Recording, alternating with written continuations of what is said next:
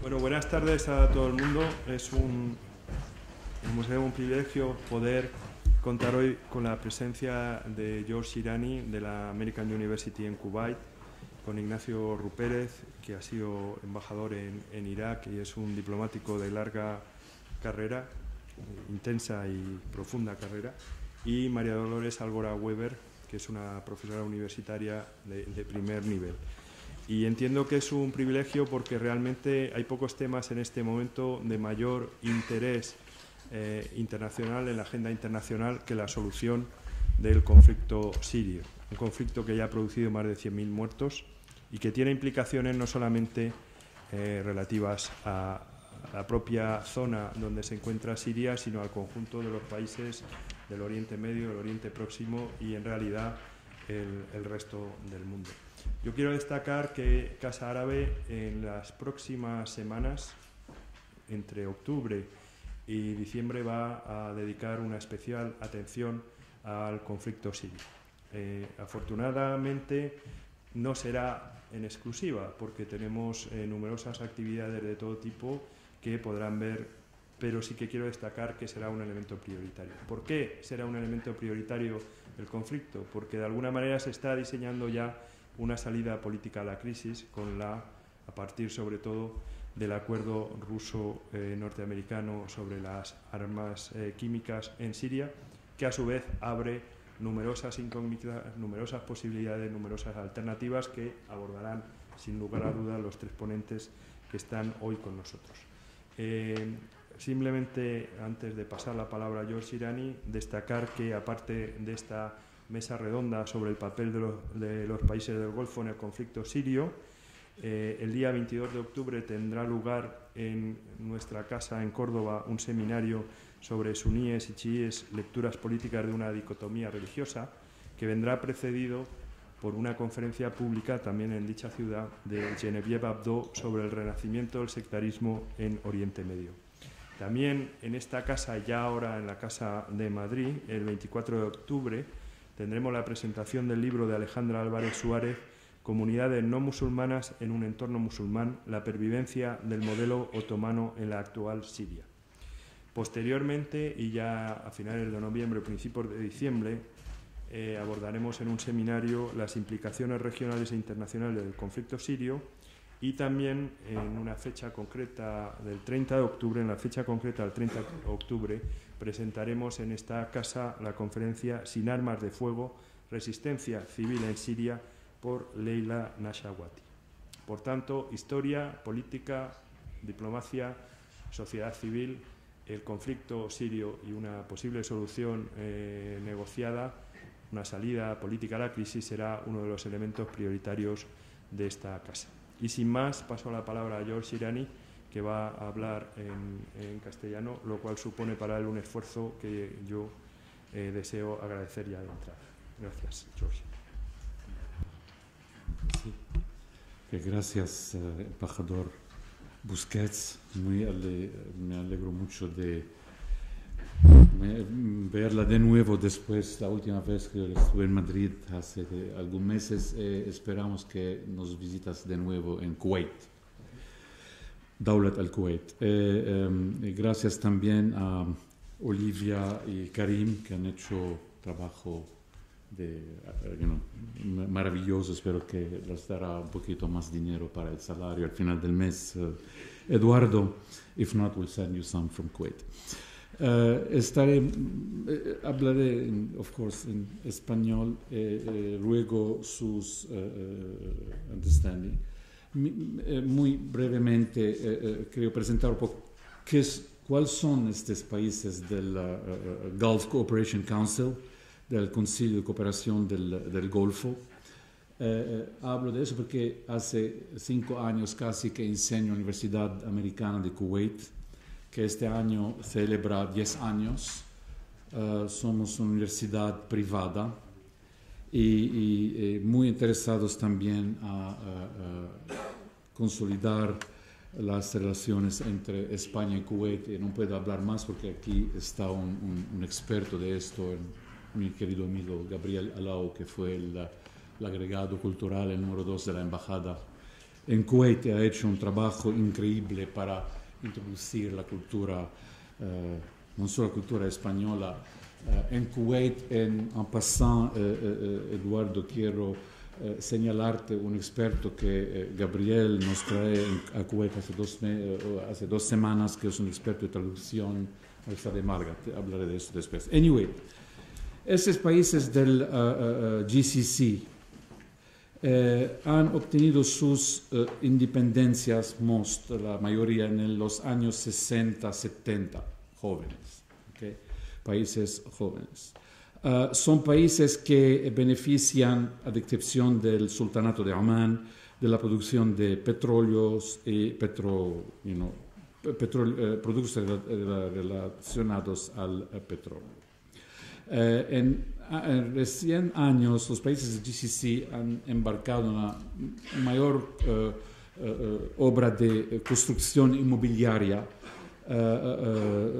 como por ejemplo el ejemplo de Dubái, donde han tenido la burbuja explotó, ahora la burbuja se está para empezar de nuevo. Otro factor de este países es la dependencia sobre un número desproporcionado de trabajadores extranjeros. En Kuwait, donde vivo, para una población de 1 millón, para población total de 3 millones, tienen 1 millón, los kuwaitíes son 1 millón, el resto son todos extranjeros, de todo tipo. Yo les llamo esclavos, por ejemplo, los esclavos de oro son los americanos, franceses, europeos. Después tenemos los esclavos de menor nivel. Los más bajos serían la gente de Bangladesh, Pakistán y otros países. Gente que hace un trabajo increíble. Eso está creando mucha preocupación por este país. Se está hablando mucho de indigenizar estas realidades. Después la cosiddetta primavera árabe. Eduardo, sabes que yo no creo en la primavera árabe, es una broma, una invención de la media occidental. Yo la llamo más un invierno salafita. Las monarquías del Golfo han experimentado los jóvenes han hecho protestas para pedir más democracia. Por ejemplo, en Bahrein, la mayoría de la población chiita ha pedido más distribución equitable del poder político y resources. Sabemos cómo acabó el desastre en Bahrein con el intervento de las Fuerzas Armadas saudíes.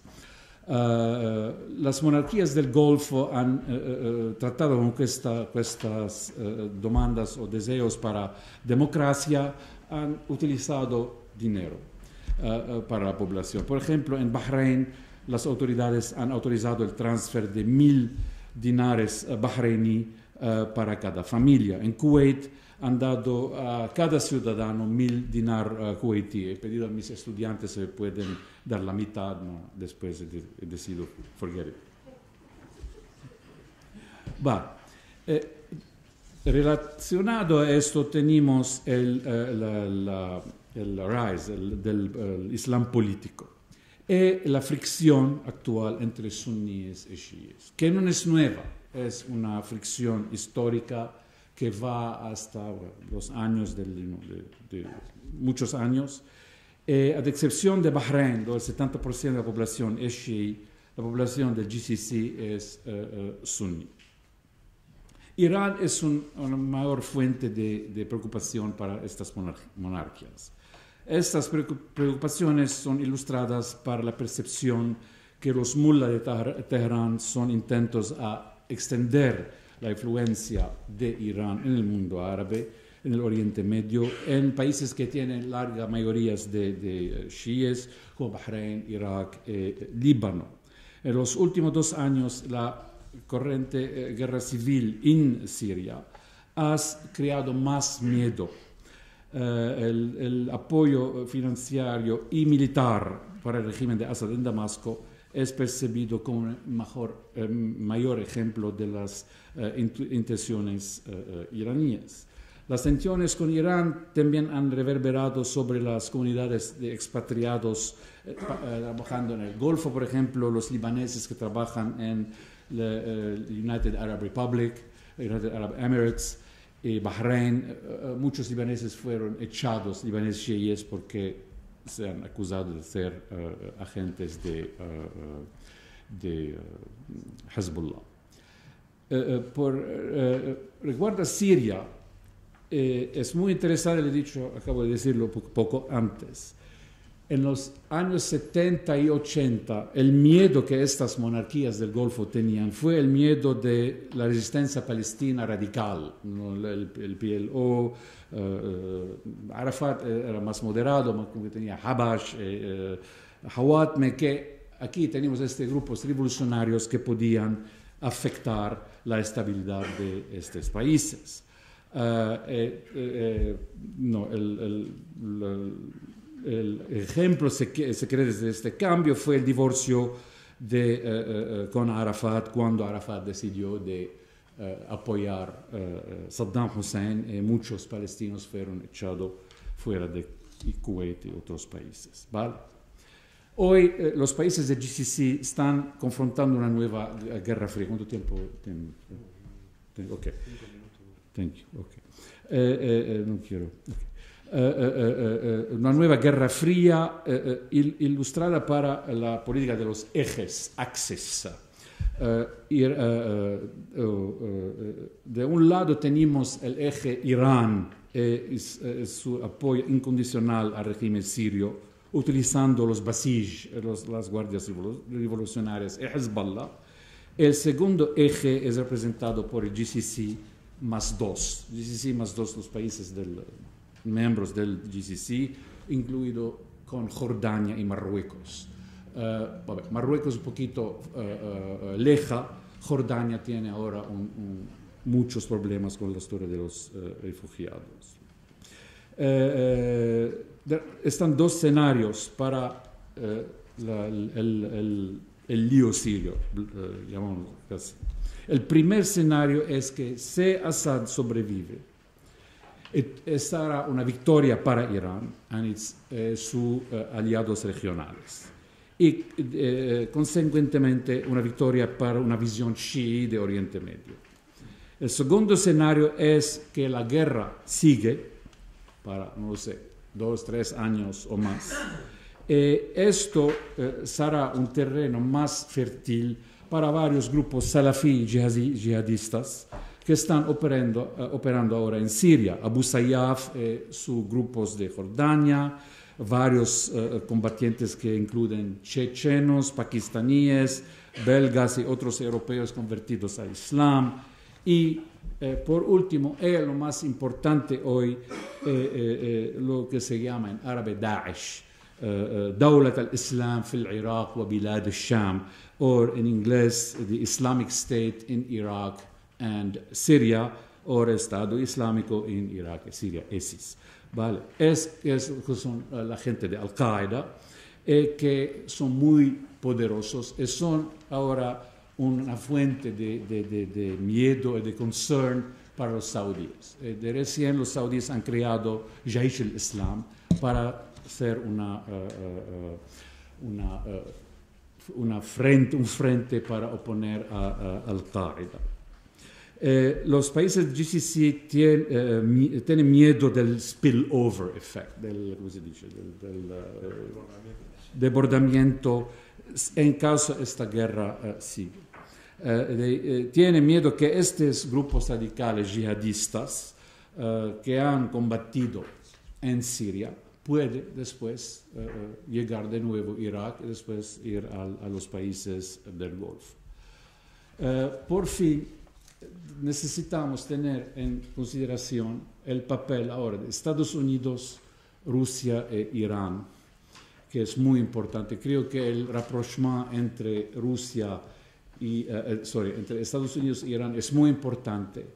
Desde ahora, lo digo ahora aquí en Casa Árabe, hago un error, me lo dices después, Eduardo, que en los próximos 2 años es muy posible que Obama visitará a Teherán.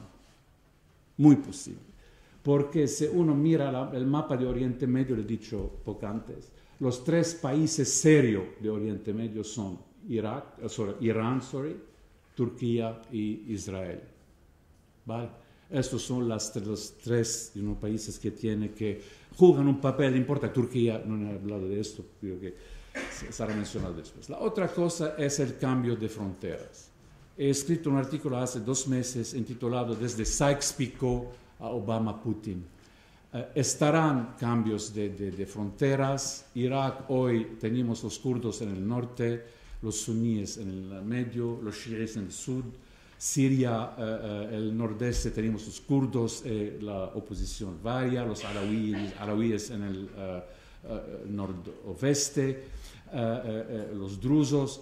Está todas estas realidades que pueden afectar el futuro de Oriente Medio. Last but not least, para el national interest, para Estados Unidos, Oriente Medio no es una prioridad como fue antes. Para Estados Unidos la prioridad, creo, el mayor Game of Nations, juego de naciones, está en el Océano Indio, entre Estados Unidos, India, China y Rusia, quien controlará los varios provisiones de petróleo, puertos, algo así. Y después está también la visión americana de un papel más importante en Asia. En el 2017-2020 Estados Unidos sería el mayor exportador de petróleo del mundo. No necesitarán el petróleo de Oriente Medio. Por hoy el lío de Oriente Medio es un lío chino y no es un lío americano. Thank you. Gracias. Bueno, gracias.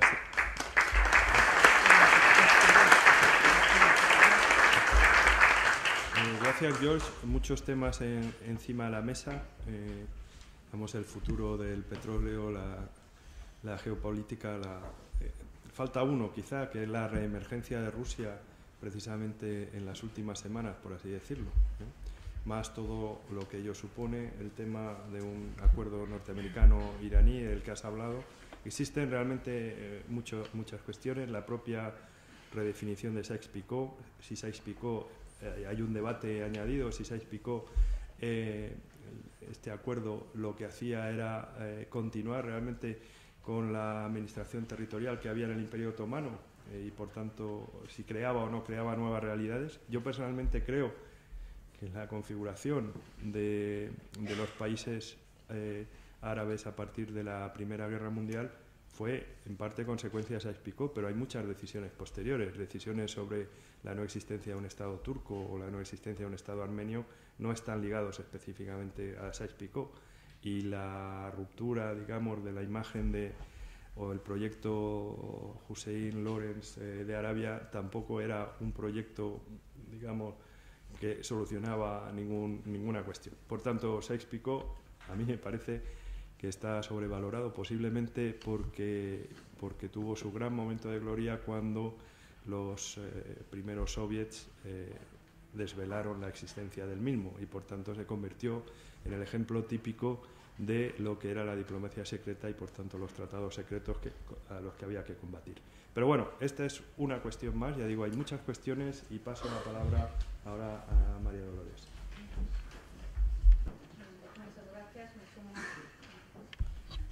Muchas gracias. Me sumo al agradecimiento a Casa Árabe y me congratulo de compartir mesa pues con las personas que hoy me acompañan. Para poder abordar el tema que nos ocupa de los países del Golfo en el escenario sirio, en el breve tiempo que tenemos una cuestión tan compleja, yo había estructurado mi intervención en unos aspectos que creo que son básicos y que son los que voy a tratar de dar algunas pinceladas de algunas ideas que posteriormente se puedan completar. Efectivamente, quiero también empezar mi intervención con la mención de algunos datos de la geopolítica que nos explican el contexto general para pasar a un escenario sirio, hablar un poco de la situación de la posguerra y los futuros escenarios que podamos encontrar en los años venideros. En ese sentido, voy a empezar por recurrir también a algunos datos generales de la geopolítica que todo el mundo conoce y que simplemente pues voy a recordar de forma pues muy breve. En primer lugar, en el mundo árabe estamos viviendo desde hace años pues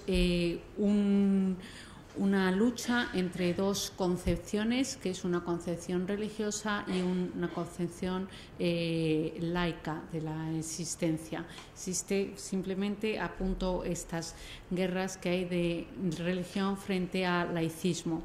Otro de los datos que quiero ya apuntar también es que ha habido a través de las revueltas que se han promovido en el mundo árabe desde el año 2011, pues también un cambio en la concepción. Y es que estas revueltas empezaron teniendo pues un sentido político, vamos a decirlo así, para poderlo entender en contraposición con lo que voy a explicar después, un sentido nacionalista. Las revueltas eran unas revueltas que exalzaban el carácter árabe, al margen de las diferentes procedencias sectarias que puedan existir en estos países, y todo eso poco a poco se ha ido arrebatando, bueno, pues por otro sentido, que es el que ha acabado por dominar, que ha sido un sentido religioso. Y un sentido religioso que ha encontrado que tenía ya su contexto en esto que se llama ya con mucha frecuencia la Guerra Fría entre las grandes potencias islámicas, que nos introduce ya otro país, que no es un país árabe, pero sí es un país musulmán, como es el caso de Irán. Y todas estas revueltas al final parece que han querido acabar derivando en una confrontación, especialmente en el caso que estamos viendo en Oriente Próximo, entre lo que es ese enfrentamiento entre suníes y chiíes, que, como ya ha dicho el profesor Irani, no es una cuestión nueva, sino que viene ya con antecedentes claros desde inicios al menos desde este siglo XXI. Y por tanto, las revueltas al final se han quedado, o en algunos de los estados, por no decir en muchos de ellos, pero especialmente en el caso de Oriente Próximo, se han quedado convertidas, bueno, pues en ese pulso entre las zonas de influencia que pretenden marcar Irán y los países del Golfo, a la cabeza de los cuales yo voy a hablar de momento de Arabia Saudí, porque los países del Golfo no creo que ahora mismo ya se puedan englobar todos en una misma posición. Todos estos datos creo que hay que tenerlos presentes, pues para poder entender el contexto que vivimos hoy en el escenario sirio, sin contar también con otros aspectos de geopolítica muy generales, como es la evidente multiplicación de la población joven en el mundo árabe y la expansión de la utilización de las comunicaciones, que todos sabemos que ha sido un ingrediente esencial en el desencadenamiento y desarrollo de esas revueltas que, bueno, han venido a llamarse la primavera árabe. Y efectivamente todas estas situaciones afectan a Arabia Saudí y a Irán. Y antes de entrar al escenario sirio, simplemente creo que hay que recordar que para poder entender lo que ocurre en este país concreto, hay que entender también la dinámica regional y la dinámica incluso interna dentro de los países del Golfo. los países árabes del Golfo, porque recordemos que el Golfo, los árabes, para los árabes es el Golfo Arábigo, que es cuando nosotros hablamos del Golfo Arábigo, pero Irán es el Golfo Pérsico, con lo cual cuando hablamos de los países del Golfo me voy a referir a los países árabes del Golfo. Entonces, toda esta dinámica que digo, este contexto geopolítico afecta a todos estos, a estos dos núcleos que voy a definir como Arabia Saudí y como Irán. Respecto a Arabia Saudí, es cierto que comparte ese poder que le da el petróleo con el resto de los países del Golfo, pero yo también creo que es conveniente introducir algunos matices. Como ya se ha señalado aquí, esos países procedieron de una independencia y de una desmembración de Arabia Saudí en los años 60, 70, y aunque todos comparten muchos elementos comunes, también al mismo tiempo tienen un cierto recelo en muchas de sus relaciones, porque al fin y al cabo han sido países desmembrados, desgajados de un núcleo común, a pesar de su unidad evidente. Son países de wahhabíes, de esa filosofía o de esa rama concreta del Islam procedente de Arabia Saudí, y entonces además existe, pues como dijéramos, un elemento común que es la fuerza del clan familiar, incluso en muchos casos por encima de las instituciones, ¿no? Y de todos esos países que están en torno a la península arábiga, los países árabes del Golfo, quizás el que suponga una amenaza, el que supone una amenaza clara para Arabia Saudí, no es el conjunto en sí, no son los otros países costeros, sino de forma muy concreta el caso del Yemen. El caso del Yemen es la mayor amenaza para el Estado de Arabia Saudí, es el país que puede desestabilizar todo el sistema saudí, incluso su influencia regional. En cuanto a Irán, tenemos que saber que Irán ha sido una potencia, y quiero remarcar que no es solamente una potencia actual. No nos podemos olvidar que Irán es una potencia histórica, es un país no árabe, pero con una cultura musulmana histórica ya milenaria, y que, es decir, no carece de esa juventud, o un poco, no quiero prejuzgarlo, pero un poco de esa artificialidad en torno a lo que es la cultura o la creación de Arabia Saudí en épocas mucho más recientes. Irán tiene todo el pasado histórico de la antigüedad, de todo el imperio persa, todo eso es un legado histórico que existe en la región.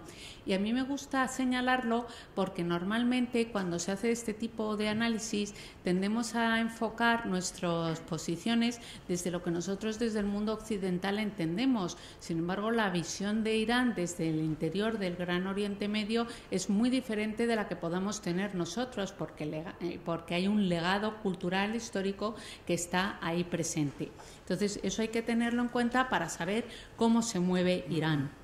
Irán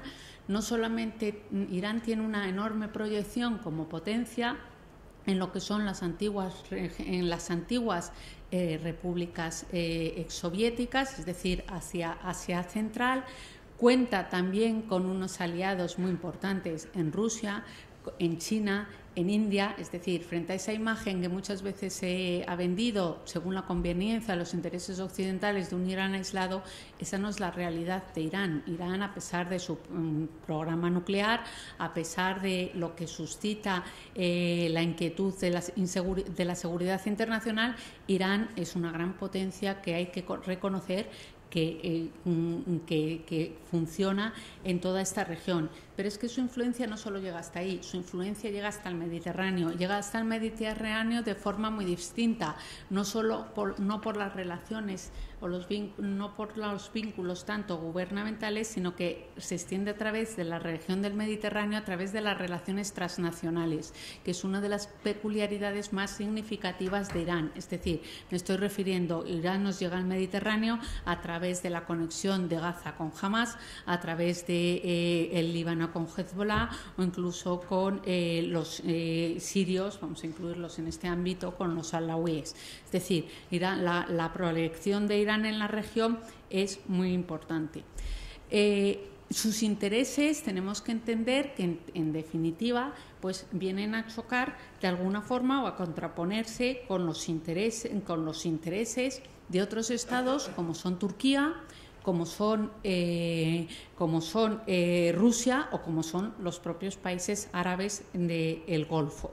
Y además tiene otra característica: el Islam de Irán es un Islam chií que es, al estar mucho más institucionalizado, dijéramos, en su funcionalidad política, resulta muchas veces mucho más eficaz en sus posiciones y mucho más, no sé cómo explicarlo, mucho más capaz de organizarse en su actuación, ¿no? Vamos a decir de esta forma. Entonces, esos son los dos grandes potencias o el escenario de potencias que nos encontramos hoy en día. Si pasamos a analizar esto ya de una forma mucho más concreta al contexto sirio, al escenario sirio, pues tenemos que decir primero, empezar por recordar que la guerra que hay en Siria ha sucedido después de la experiencia que tenemos que entender o recordar que ha sucedido en Túnez, que ha sucedido en Egipto y que ha sucedido en Libia. Siria no ha sido el primero de los escenarios, ha llevado el legado de la experiencia que ha podido dejar todas estas otras situaciones con lo diferentes que son cada una de ellas. No obstante, el escenario sirio es un escenario excepcional en el sentido de que en este escenario precisamente pues es en el que de mejor manera se revela pues esa contraposición, esa confrontación que existe hoy en día entre las dos grandes superpotencias islámicas, vamos a entendiendo Irán y Arabia Saudí, reflejados en esto que hemos venido a llamar un Islam chií frente a un Islam suní. Bueno, pues es el escenario por excelencia, y además todo lo que pasa en Siria, en mi opinión, tiene una extensión regional que puede afectar de forma muy clara a todo el Oriente Próximo y Oriente Medio, pero especialmente a las otras situaciones en el Oriente Próximo. Visto que analizado este punto sobre el escenario, llegando con estos datos al escenario sirio, se ha apuntado aquí un poco ya los ejes que hay. A mí me gustaría hacer simplemente un breve comentario, bueno, pues un poquito más puntual sobre esos actores internos que tenemos ahora mismo en esta guerra, ¿no? Parte de Assad, con el eje que ya se ha mencionado, de Irán y Hezbollah. Por otro lado está la oposición. Y la oposición, bueno, pues una de las dificultades que tiene en estos momentos en la resolución de este conflicto es que resulta ser una gran amalgama. Una gran amalgama que se tiende a definir como los suníes, o ya se entiende a especificar como los salafistas, pero es que incluso dentro de los suníes y los salafistas pues hay una gran diversidad entre todos ellos. Incluso dentro de esos suníes frente a esos chiíes, por ir a los términos más simplistas de la situación, ¿qué es lo que nos encontramos? Que dentro de los suníes están los hermanos musulmanes sirios que tienen unas aspiraciones y un comportamiento diferente a lo que son los salafíes, y además los salafíes a su vez tienen diferentes facciones internas entre todos ellos, unas directamente vinculadas con Al-Qaeda, como es la que ya se ha mencionado aquí, la más destacada, que es la de el Estado Islámico de Levante y de Irak, que es directamente relacionada con Al-Qaeda, con Al-Zarqawi y, en fin, todos estos elementos muy radicales, pero hay otra facción que es interna de Siria y que está funcionando en este contexto, que es Jabhat al-Nusra, que también está vinculada a Al-Qaeda y que incluso entre ellas tienen una cierta rivalidad, siendo las dos facciones salafíes. Eso por nombrar solo las más destacadas, porque dentro de los salafíes hay otros diferentes factores salafíes que incluso rivalizan entre todos ellos. Y junto a esa oposición también hay que nombrar que frente a esa oposición existe lo que es el ejército libre de Siria, formado desde el exterior para combatir el régimen de Assad, y por otro lado lo que es la coalición nacional de las fuerzas de oposición de la revolución siria, es decir, que la oposición al régimen de Assad no es tan simple como decir la oposición. La oposición es una amalgama de elementos, bueno, pues completamente desconectados entre ellos, y que además en el transcurso de cómo se está prolongando el conflicto, pues han entrado en rivalidad interna, incluso entre ellos mismos. Bueno, pues efectivamente, ¿por qué quiero mencionar en alguna forma pues estos actores internos? Porque todos estos actores internos pues han llevado a que la situación haya llegado a un enquistamiento completo, la situación de Siria.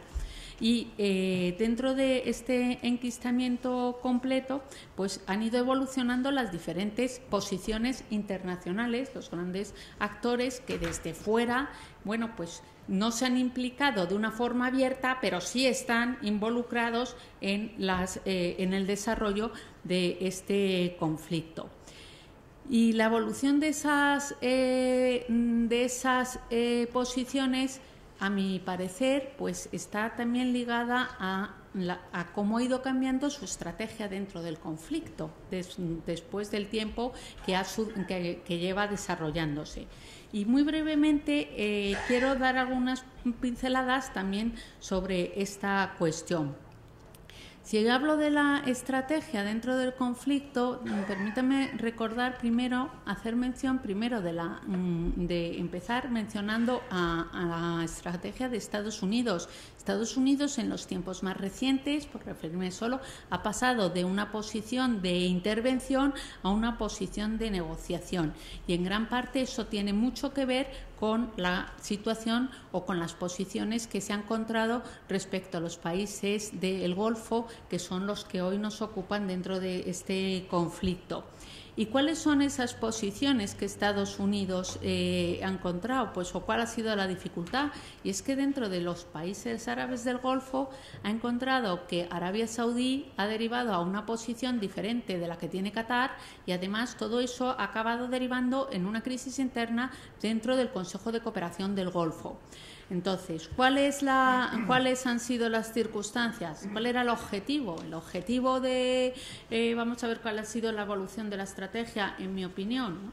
El objetivo de esa intervención que se estuvo barajando durante los meses de este verano en Siria, pues bueno, era mandar un mensaje muy claro a Irán, porque como gran potencia, ya lo he explicado antes, tiene una gran posibilidad de acción en todo Oriente Medio, y además tiene posibilidad de actuar en Siria, pero también de desestabilizar o de estabilizar la región, porque es un actor fundamental, y la intervención tenía pues la idea de mandar un mensaje a Irán, y que Irán se viera obligado a negociar con la comunidad internacional.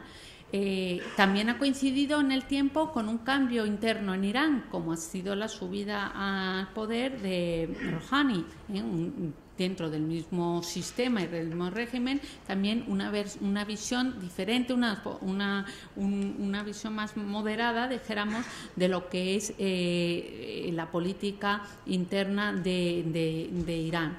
Con lo cual, bueno, esa era la idea que tenía Estados Unidos. Pero bueno, cuando se ha ido desarrollando el conflicto, pensar en una intervención obliga a la siguiente situación. Pensar qué es lo que va a pasar después. En primer lugar, Estados Unidos se ha dado cuenta que los países del Golfo están unidos simplemente porque tienen un frente común. Los países árabes del Golfo están unidos porque tienen como frente común combatir a Irán combatir a Irán. Y en ese sentido, tanto Arabia Saudí como Qatar, bueno, pues han temido la influencia iraní en la región. Pero, a pesar de todo ello, han tenido comportamientos diferentes. Desde el principio, Qatar se ha comportado ante las revueltas árabes de forma diferente de lo que ha hecho Arabia Saudí. Han tenido posiciones distintas, mientras que Qatar, bueno, pues abrigó y vio con buenos ojos en otra primavera árabe los cambios en Egipto, en Túnez, incluso participó de forma activa en Libia. Bueno, Arabia Saudí, pues sabemos todos que ha presentado una gran resistencia, y mucho más desde los resultados de la guerra de Libia. Después de la guerra de Libia, Arabia Saudí se ha dado cuenta que quienes se instalan allí en el poder, y lo que ha pasado con las revueltas también en Egipto y en Túnez, que los que se instalan en el poder son los hermanos musulmanes. Y la realidad es que, a pesar de que Arabia Saudí había sido el protector durante mucho tiempo de los hermanos musulmanes, realmente llevan desde una década, llevan en los últimos años de la presente década, pues diferentes ocasiones de desentendimiento y de desencuentro, de tal forma que Arabia Saudí ya no ve con tan buenos ojos a los hermanos musulmanes. Hoy en día el protector de los hermanos musulmanes ha pasado a ser Qatar. Qatar es el gran protector de esta versión, es decir, en el momento en que desaparezca el enemigo común, que es Irán, si eso se produjese, pues la diferencia entre Arabia Saudí y Qatar pues se haría patente. Eso ha obligado a Estados Unidos incluso a elegir, a tener que elegir. Ha obligado a Estados Unidos a tener que elegir entre las dos posiciones. Y Estados Unidos, bueno, pues se ha planteado el tema, apoya excepcionalmente a Arabia Saudí, que ha sido siempre su aliado tradicional, pero al mismo tiempo esto ha creado una división y un problema interno entre los países del Golfo, porque los países se encuentran ahora en una disyuntiva que es la que le está arrastrando Arabia Saudí. Con lo cual, la dinámica se está complicando mucho y, claro, la opción de Estados Unidos no es derrotar al régimen de Assad para instalar allí una dictadura salafista, que es en el caso de que eso fuera así. Con lo cual, lo que ha pasado es que toda esta posición ha llevado a Estados Unidos a retomar su propia estrategia. Y ahora mismo Estados Unidos baraja otra opción, que puede ser la continuidad, el mantenimiento, bueno, pues un acuerdo con Irán para poder mantener en el poder de alguna forma, no voy a decir a Assad, porque ya no va a ser posible, pero sí a ese régimen del Ba'ath que había existido anteriormente. Es decir, el comportamiento de los países del Golfo ha llevado claramente a Estados Unidos a un cambio de posiciones, en mi opinión. Y voy a decir, para ir rematando, qué es lo que nos podemos encontrar en la posguerra. Ya lo dijo Irani, o la pervivencia de Assad, lo cual es muy difícil, un escenario, los hermanos musulmanes y otras fuerzas presentes allí, lo cual también resulta bastante complicado, y en cambio lo que nos podemos encontrar es ese florecimiento y ese fortalecimiento de los grupos salafistas. En definitiva, ¿qué nos llevaría el escenario sirio a corto plazo? Pues nos llevaría a dos modelos. Nos llevaría o al modelo iraquí, que hemos visto en los últimos años, con una presencia de fuerzas internacionales para el mantenimiento de la paz en medio de esa amalgama de facciones de violencia sectaria, o nos llevaría al modelo libio, la no presencia, dejar que simplemente en el interior de los países pues se desarrollen los acontecimientos. Cualquiera de los dos modelos pues ha dado dudosos resultados, como todo el mundo sabe. Conclusión, termino diciendo que el escenario de Siria no es no tiene una solución ni a corto plazo ni mucho menos fácil. El escenario de Siria, en mi opinión, nos va a traer pues años de violencia fratricida, nos va a traer una posible desmembración estatal y incluso una remodelación del mapa regional, y sobre todo va a tener efectos muy graves y muy importantes sobre la seguridad internacional.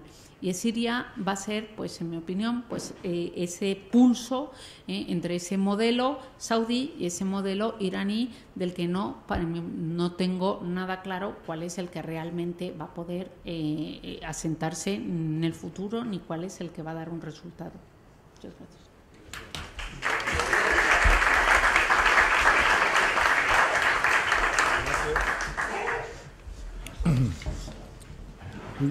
Muchas gracias, director. Muchas gracias a ustedes por haber venido a escucharnos.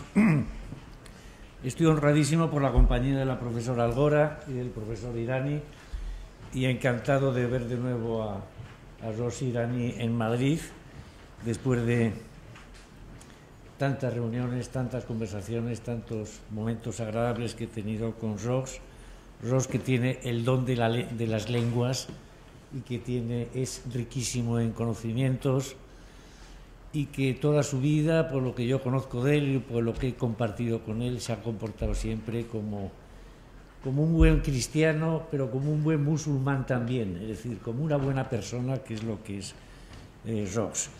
Me es muy difícil seguir hablando y decir cosas nuevas después de las intervenciones de María Dolores y Ros, pero sí querría hacerles unas propuestas bastante desagradables en primer lugar para mí. La primera, que se sitúe en la posibilidad de que gane la guerra de Siria el régimen de Damasco, con o sin la pervivencia de Bashar al-Assad. La segunda, que dejemos de hablar ya de la guerra siria, porque la guerra siria es la guerra de Irak, y ambos países, uno después de otro, primero Irak, después Siria, ahora vez vuelve el conflicto a Irak sin haberse extinguido en Siria, están metidos en una misma dinámica fatal, centrípeta al mismo tiempo, de violencia sectaria, de violencia política, con prolongaciones exteriores que ustedes conocen, porque finalmente se trata del mismo país que comparte tribus, que comparte religiones y que ha compartido conflictos, y de qué manera. Y la tercera proposición, muy desagradable, sobre todo después de haber recorrido este verano algunos campamentos de sirios refugiados en los países limítrofes, que pensemos no ya en la suerte de los sirios, la suerte de los iraquíes, por supuesto que sí. Pensemos en la suerte de todos estos países que están albergando miles y miles de refugiados, como son Jordania, como es Líbano y como es Irak, que están sometidos a graves problemas, a graves tensiones desestabilizadoras, no solamente por lo que traigan consigo los refugiados, sino por los mismos costes, los mismos problemas de avituallamiento, de cuidados médicos, de escolarización y un larguísimo etcétera. Problemas que a veces, en el caso de Líbano sobre todo, el caso de Jordania, se superponen estas masas de refugiados a las masas de refugiados que existían antes de años anteriores. Muy bien, en este asunto de la primavera árabe de los países del Golfo, comparto lo que ha dicho Rox sobre dejar de hablar de primavera árabe, hablar de revueltas y hablar incluso de invierno salafista. Desde el primer momento nos preguntamos todos que, bueno, pero ¿qué pasa en el Golfo? ¿Qué pasa en el Golfo? Parece que esto de la revuelta árabe es una cosa de Oriente Medio, del norte de África si acaso, pero no de estos países que son una balsa de progreso, de seguridad, de bienestar, países que, como ustedes saben, la región acumulan el 45% de las reservas mundiales de petróleo y el 14% de las reservas de gas. ¿por qué no pasa nada en estos países? Pensábamos. Yo creo que todavía seguimos teniendo, o al menos yo, deficiente información sobre la evolución de estos países, porque nos concentramos no solamente en la guerra de Siria, nos concentramos en Egipto, nos concentramos en el mundo mediterráneo, del norte de África y Oriente Medio, y sobre estos países parece que las cosas eran más fáciles, más suaves, y que no llegaba la marea de la revuelta árabe. Pero eso no es cierto, Mis compañeros de mesa han hecho alusión a los tres graves problemas antiguos que hay en la zona y especialmente en la península arábiga: el problema de Yemen, el problema de Bahrein y el problema de Irak. ¿Y por qué Irak? Porque el gran país, aparte de la Arabia Saudí, el gran país del Golfo es Irak, un país que en muchos aspectos tiene ventaja sobre Arabia Saudí. ¿Por qué tiene ventaja? Por el material humano, por la densidad cultural e histórica del país, por su pasado, por su cantidad de agua,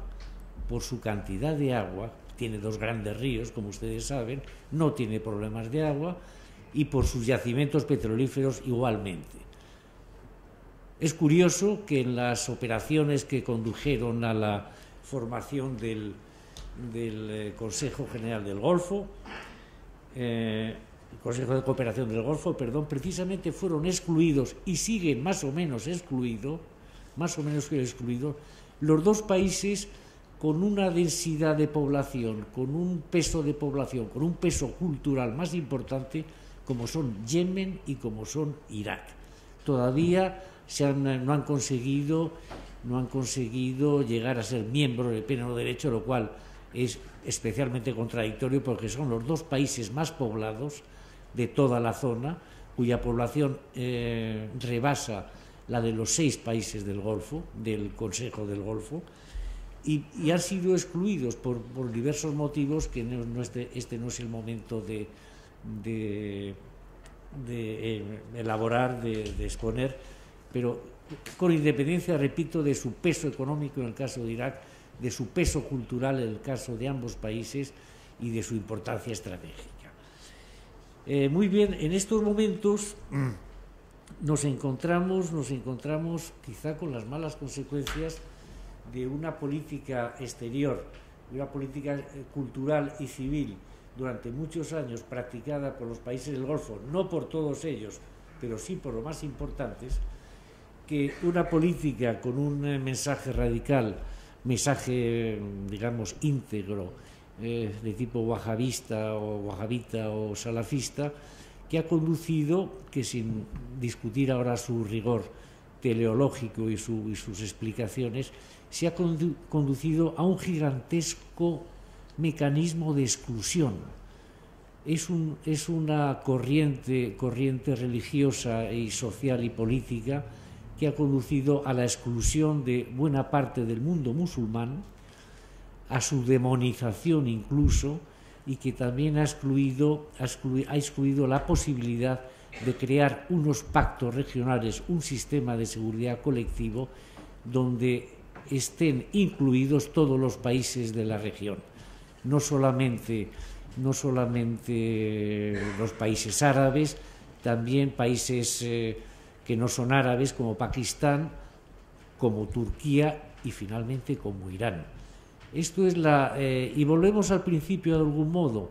Creo que en este asunto, como en las discusiones que hemos tenido tantas veces sobre el asunto, el pacto Sykes-Picot y el retorno y el desplazamiento de la política y de los conflictos hacia el Índico, estamos asistiendo a una especie de venganza de la geografía, el título del libro de Robert Kaplan, una venganza de la historia, a recomponer unas fichas que en buena parte depende, pero no solamente depende de la salida del conflicto sirio, también de la evolución de las relaciones entre Estados Unidos e Irán y de la posición de Irán en este mundo. Es curioso que en todos estos sistemas de seguridad que se han querido crear, incluso en épocas de Guerra Fría, incluso con dictadores, es donde únicamente con personajes como el Shah de Persia se apuntaban unas soluciones verdaderamente regionales, unas soluciones donde se abarcaba los intereses de todos los países, fórmula que, sin llegar a aplicarse y estando muy inspirada por la agresividad contra la Unión Soviética en los años de la Guerra Fría, fue el Pacto de Bagdad. Pacto de Bagdad, que teóricamente era una fórmula muy interesante y que conducía a un ambiente de cooperación y seguridad que realmente no se ha conseguido ni con las tendencias wahabitas ni salafistas, ni con la política de exclusión y demonización de Irán. Hay muchas contradicciones en este mundo de los países del Golfo, que muchas veces tratamos de una manera falsamente generalizadora, porque entre ellos hay muchas diferencias, proyecciones distintas, mentalidades diferentes, culturas con sus variantes. No es lo mismo Qatar que Arabia Saudí, no es lo mismo Kuwait que Omán, por ejemplo. Es posible que con las medidas que los gobiernos de estos países adoptaron al principio se consiguiera suavizar la marea de la revuelta árabe a base de subvenciones, de aumentar las ayudas, en fin, de proveer, de dar ciertas libertades a la población. El tema creo yo que no se ha resuelto, que se ha dejado para más tarde, que también en los países del Golfo hay una ebullición propia, motivada, como mis compañeros de mesa han dicho, motivada por el desarrollo, por la misma evolución de las cosas, el mismo acceso a los medios de comunicación y por la influencia de los sucesos, de los terribles sucesos en el exterior. Una ebullición que está conduciendo ya desde antes del año 10, está conduciendo a fenómenos como los de Bahrein, que tiene una larguísima historia de conflictos sindicales y religiosos, pero yo creo que ya con los británicos ya los tenían, los temas de Kuwait, donde los conflictos de los emires con el Parlamento son constantes y siguen repitiéndose, y los mecanismos que hasta ahora, repito, se han adaptado por estos gobiernos, por estas dinastías, para aplacar los fuegos, o son insuficientes o tienen una proyección muy cercana, porque conflictos anteriores, tensiones anteriores se siguen reproduciendo, porque hay una renovación generacional importante, y porque además los sistemas de los índices, los signos de inseguridad y de inestabilidad en estos países no han desaparecido, por mucho que el nivel de vida, por mucho que la riqueza desborde las comparaciones con los pobres países de Oriente Medio, incluso con Irán, con Irak. Pero en fin, no olvidemos que estos países tienen sus minorías, tienen, como se ha aludido aquí, una población de extranjeros abundantísima, a los que se niegan los derechos más esenciales, una especie de esclavos, como ha dicho el profesor iraní. No olvidemos que en estos países hay unas inclinaciones y unas actuaciones terroristas en absoluto desdeñables, especialmente en Arabia Saudí, que es una de los lugares, una de las cunas de la gente de Al-Qaeda, donde hay una dependencia militar exterior abrumadora, y donde finalmente los derechos humanos tienen una protección, tienen un respeto bastante relativo, cosa que se ve especialmente en el caso de las mujeres. Hay diversos contenciosos territoriales, los que hay entre Yemen y Arabia Saudí, los que hay entre Qatar y Arabia Saudí, etcétera.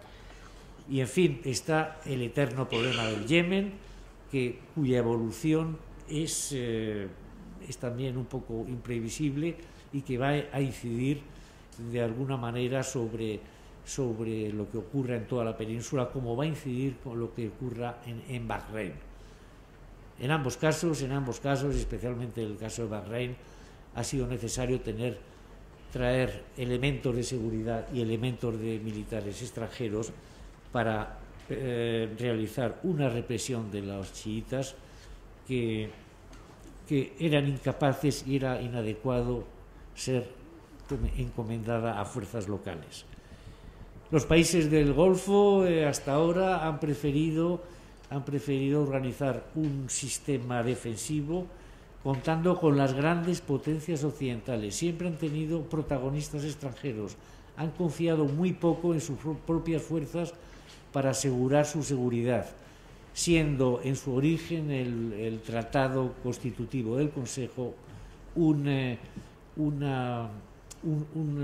origen de un sistema defensivo contra el enemigo, lo que se quiere considerar el enemigo hereditario, que es Irán. Esto, como hemos dicho antes, como han dicho mis compañeros y yo, sostenido por una ideología religiosa y política excluyente y demonizadora del contrario. Creo que todo esto está sometido a revisión, todo esto está sometido a evolución. Creo que la estabilidad de la zona requiere un cambio de paradigma muy importante, un cambio de paradigma que quizá se anuncie de modo sustancial por el acercamiento entre Washington y Teherán. Un cambio de paradigma que exige un tratamiento ecuménico de los problemas y una visión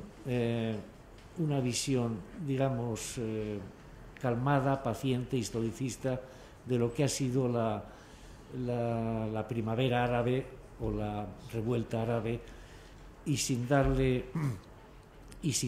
prisas, sin mostrar una urgencia que en procesos revolucionarios que hemos vivido y de qué manera en este continente y en este país han llevado muchos años. Estamos en un fenómeno donde generalizando puede decirse que la primavera árabe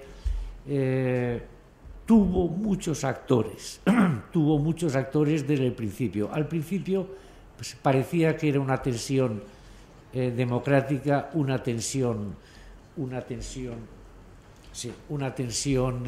contra los dictadores. Era algo distinto y era alguno y mucho más.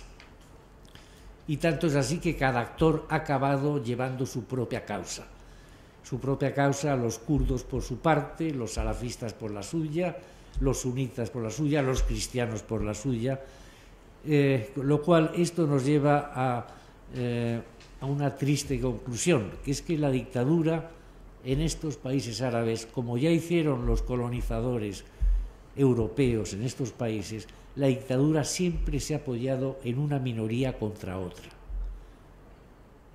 Ha beneficiado a una minoría y ha perjudicado a otras, y a la hora de la revuelta se constituyen fuerzas de reacción, fuerzas de disentimiento, y lo que ocurre a nivel ya de los países del Golfo es que tenemos el peligro de que se cree toda una especie de santa alianza y una contrarrevolución y una contrarreforma.